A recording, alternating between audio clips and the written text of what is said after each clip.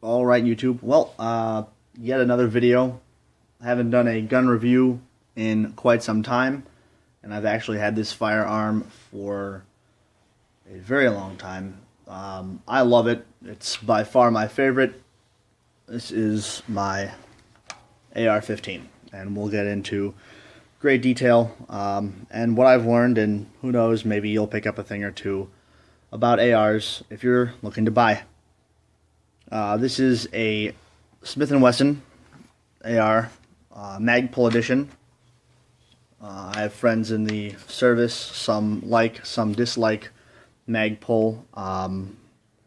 There you go. Let's see if that'll focus, maybe not. Smith Wesson on this side is printed Magpul. Magpul is basically just a your high-end sort of tactical, I don't know if I would say retailer. They do accessories, they do firearms, they do magazines, so on and so forth. I'm not 100% sure on the background of Magpul, but a friend of mine said that it started out with just that little, I don't know what you'd call it, loop around the bottom of the mag to yank it out real quick, and you pull the mag.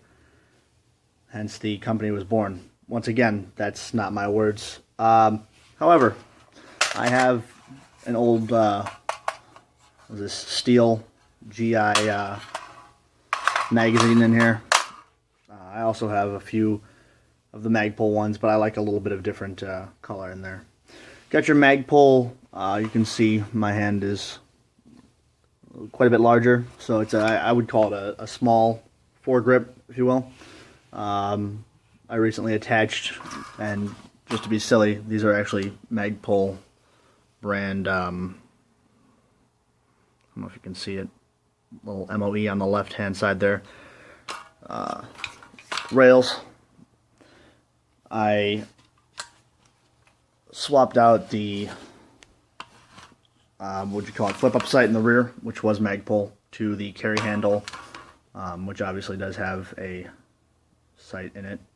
See, I can't even get my camera there. Okay. Let's see, what else have I done to this thing? Like I said, being a Magpul edition, that means that when it was made, everything was Magpul, including the buttstock, the forend. Speaking of which, this is one of those things that some people don't like, is it's not, what would you call that? It's not a quad rail. So some people dislike this forend. I think it looks different. I really do enjoy non-mainstream things. Let's see if I can put a little bit further away here. So personally, I like it. I think that's a nice feature there. One thing that I definitely recommend with my limited experience, but enough to know with firearms, is that with this AR, you've got a solid, permanent trigger guard. A lot of ARs will come with a removable, replaceable, whatever you would like to call it, trigger guard, and that actually, I'm sure you can imagine, reduces the integrity of the lower here, which, you know, if you're just a plinker on the weekend, that's fine. If you're a GI, it might, you know, make a difference. But personally, I'd like to have this for a long time. It costs about as much as a, you know, very used car. Let's see if we can pull it apart for you here on camera. As we've seen in the past, I'm not exactly phenomenal at doing more than one thing at once. So I don't know if you saw, I pulled these two pins out. Let's see if we can get a different angle there. Those two pins are popping up nice and high.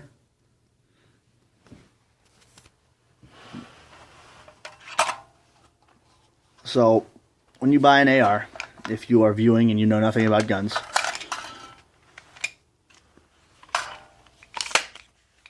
this part, minus what I'm holding, the lower, and actually minus the grip here as well, is your AR.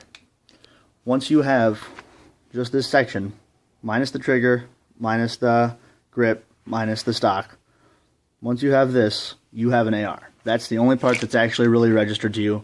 Everything else is completely interchangeable, essentially. So, one last thing that I did that I actually noticed a increase in performance, I guess you could say, is I got a chromium plated bolt.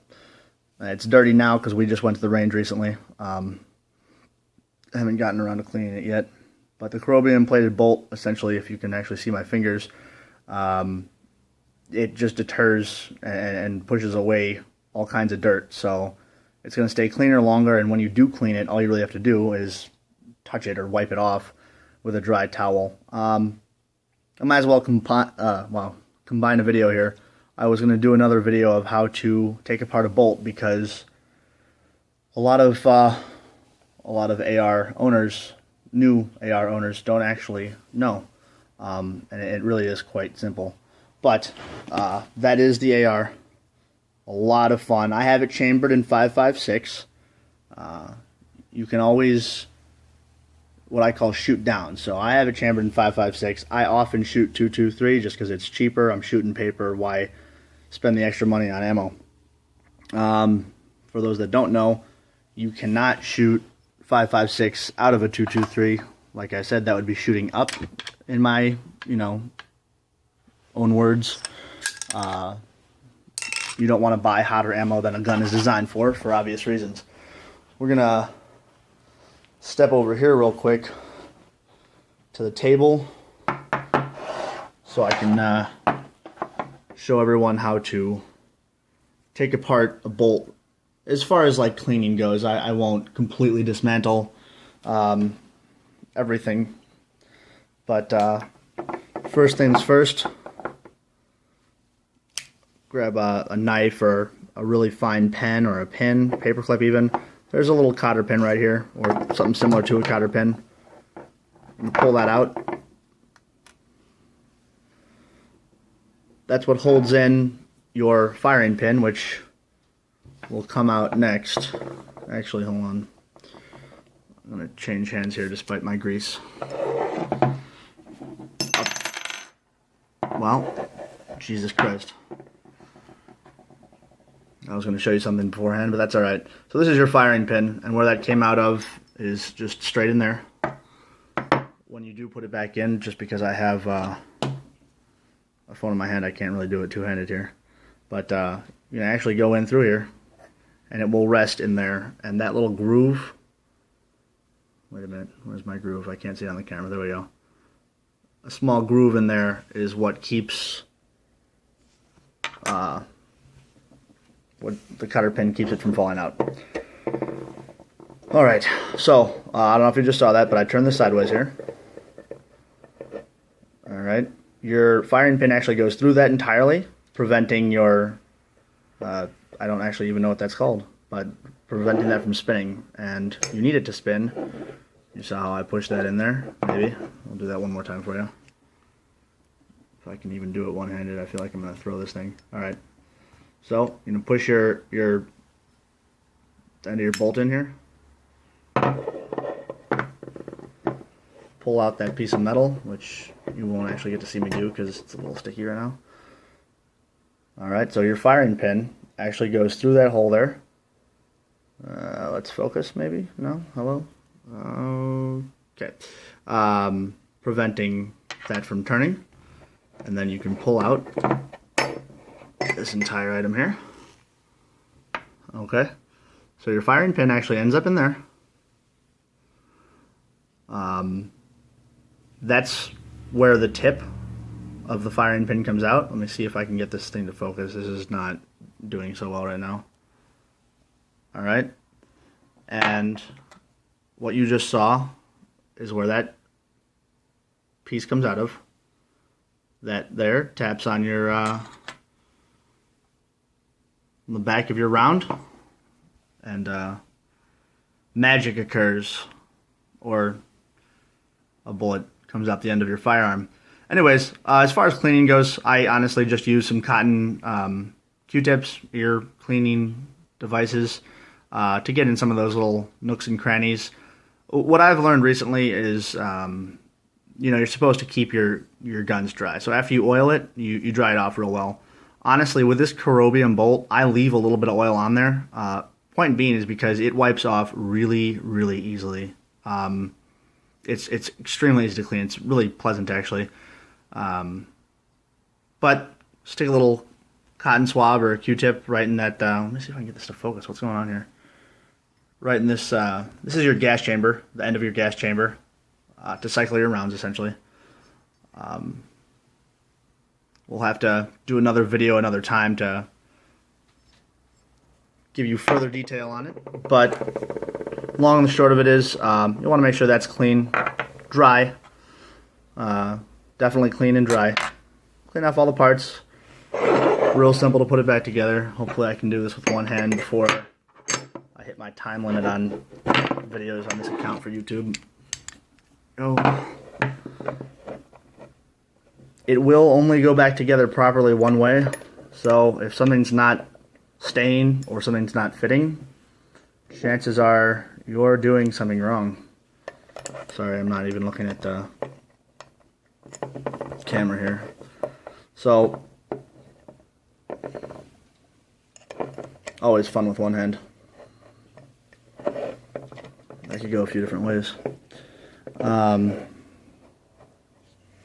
That's about it as far as this review goes. I love this Smith & Wesson.